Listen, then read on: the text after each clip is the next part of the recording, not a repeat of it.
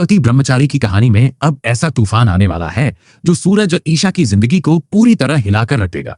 गांव में छुटकी की शादी की तैयारियां पूरे जोर शोर से चल रही हैं। घर में खुशियों का माहौल है, हर तरफ हंसी खुशी दिखाई दे रही है, लेकिन किसी को अंदाजा नहीं है कि कुछ ही देर में एक ऐसी खबर आने वाली है जो सब कुछ बदल देगी।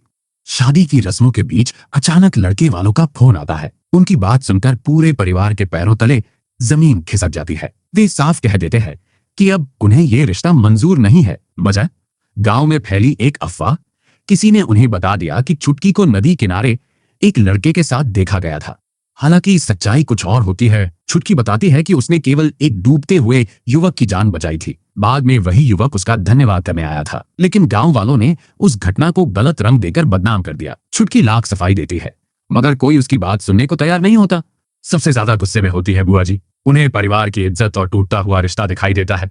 गुस्से में वे फैसला सुनाती हैं कि छुटकी का शुद्धिकरण होगा और तब तक उसे अंधेरी कोठरी में रहना पड़ेगा। लेकिन तभी कहानी में एंट्री होती है सूरज के ताऊ जी की।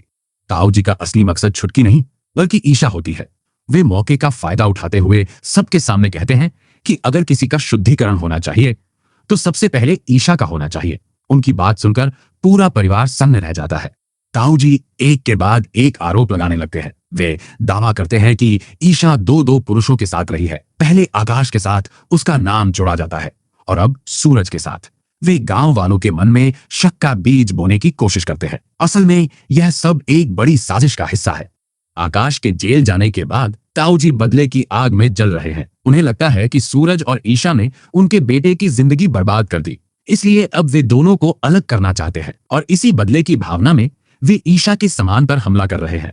दूसरी तरफ सूरज यह सब सुनकर आग बबूला हो जाता है। वह अपनी पत्नी के खिलाफ एक भी गलत शब्द सुनने को तैयार नहीं होता। पूरे गांव और परिवार के सामने सूरज डटकर खड़ा हो जाता है। वह कहता है कि किसी महिला के चरित्र पर उंगली उठाना सबसे आसान काम है, लेकिन उसके त्याग और संघर्ष को समझना सबसे मुश्किल। सूरज सबको याद दिलाता है कि ईशा ने हमेशा दूसरों की खुशी के लिए अपनी खुशियों की कुर्बानी दी है। उसने दर्द सहा, अपमान सहा, लेकिन कभी किसी का बुरा नहीं चाहा। लेकिन ताऊ जी रुकने का नाम नहीं लेते।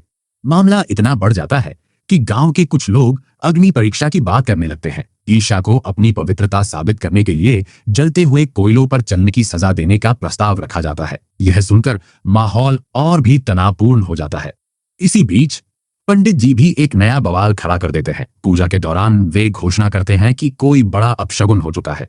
बस फिर क्या था, गांव के लोग इस बात को भी ईशा और सूरज के खिलाफ इस्तेमाल करने लगते हैं। लेकिन कहानी में ट्विस्ट तब आता है जब एक ऐसा व्यक्ति गांव पहुंचता है जो पूरी सच्चाई जानता है। वह सबके सामने बताता है कि ईशा के खिलाफ लगाए गए सारे आरोप झूठे हैं। उसने हमेशा त्याग और बलिदान ही किया है। उसकी जिंदगी में जो कुछ भी हुआ वो परिस्थितियों की वजह से हुआ था, किसी गलत इरादे से नहीं।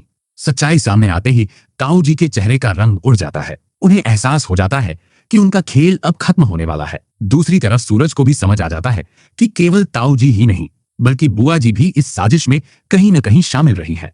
अब आने वाले एपिसोड में सबसे बड़ा सवाल यही होगा कि क्या सूरज ताऊ जी और बुआ जी की सच्चाई पूरे गांव के सामने उजागर कर पाएगा? क्या ईशा को अग्नि परीक्षा देनी पड़ेगी? और क्या ये परिवार फिर से एक हो पाएगा या रिश्तों में हमेशा के लिए दरार पड़ जाएगी?